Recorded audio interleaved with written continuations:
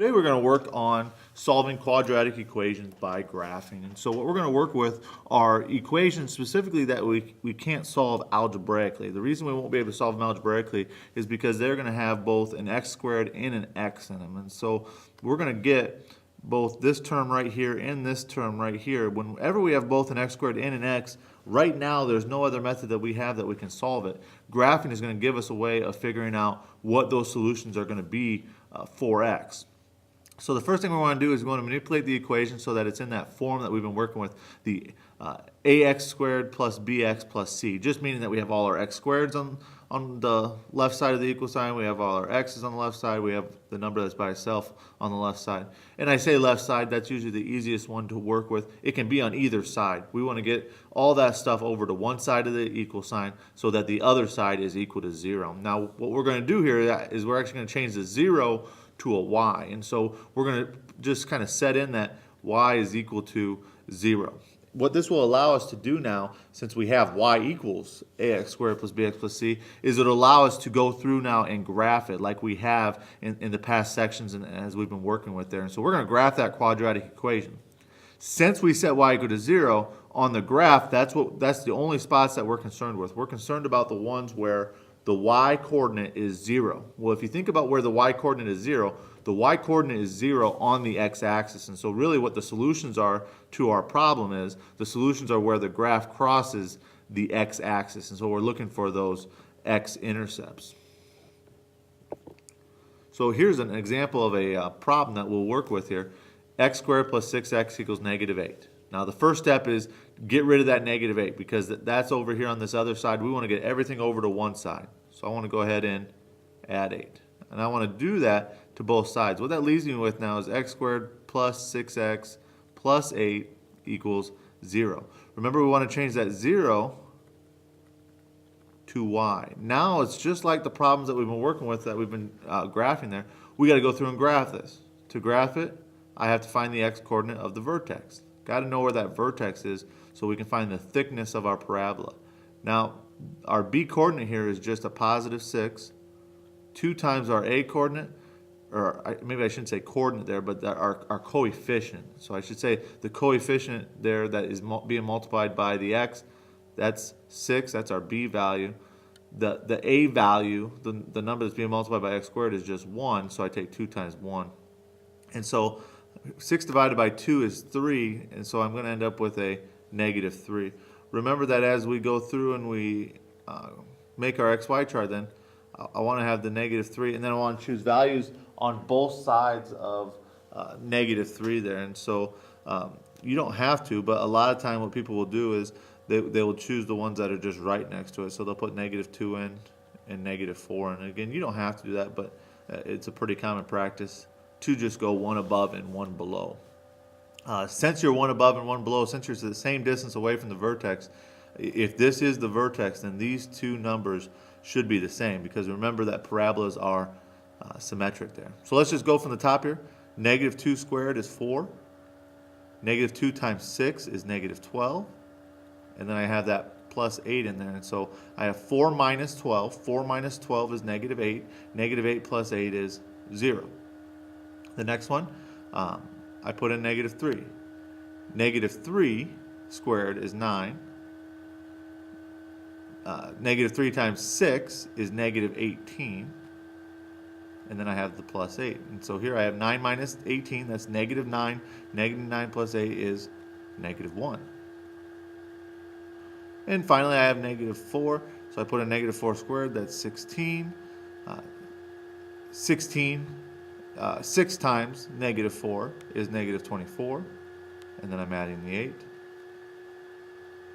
And so 16 minus 24 is negative 8. Negative 8 plus 8 is 0. So just like I wanted there, this is the vertex. I know it is now because when I plugged in this number to the left of it, and I plugged in this number to the right of it, that were the same distance from the vertex, they were both the same. And so that confirms that that is the vertex.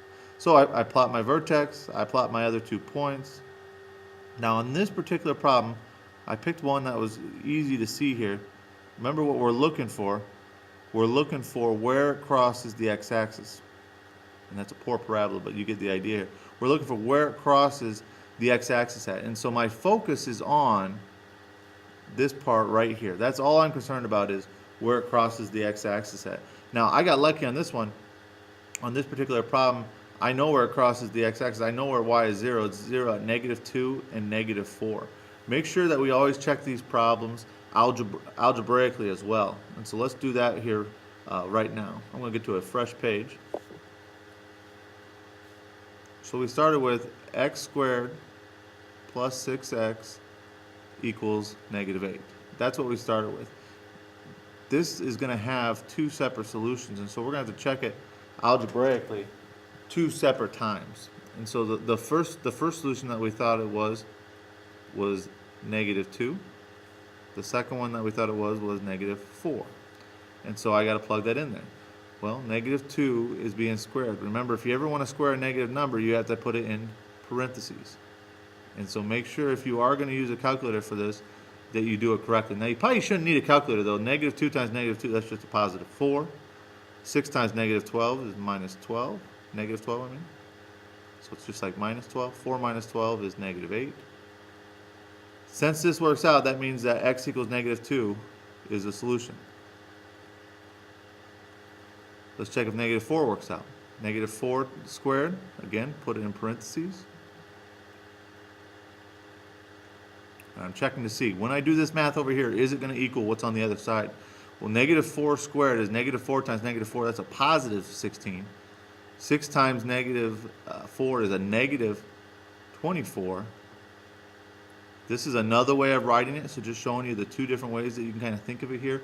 This is a +16. This is a -24. That comes out to be a -8. So it does check out. So -4 is also a possible answer. And so these are both solutions. The reason I knew they were both solutions is because that's where the graph crossed the x-axis at. Now, sometimes it's not going to be as easy, in the sense that sometimes what's going to happen is you're going to have a parabola. Well, let's just go up here. You could have a parabola that's up here. And you're going to have to draw it in. Now, remember, what you're looking for then on this is you'd be looking for where it crosses the x-axis. And so we got 1, 2, 3, 4, 5, 6, 7, 8, 9. So it crosses at 9 there on that side. And so I would plug in -9, x equals -9, to see if that's a solution there. Then I would come back this way and try to make that curve as nice as I could. Sorry. You'll have a lot better luck with it when you do it on paper there.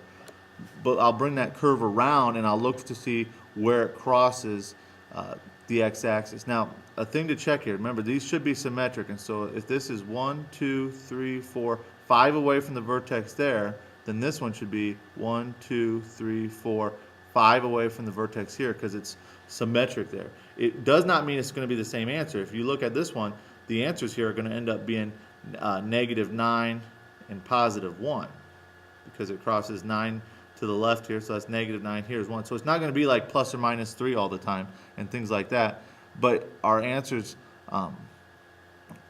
are going to be the same distance from the vertex. And so it's just a way to check to make sure that you are doing things correctly. So I'm going to get that off of there just because I don't want it to confuse you with this other part. Make sure that as you go through this, the only new stuff that we're doing really, get everything to one side so it's equal to 0, replace that with y, graph it, and see where it crosses the x-axis. And now finally for my joke for the day. What did the judge say to the skunk when the skunk walked into the courtroom? The judge said, "Odor in the court, odor in the court."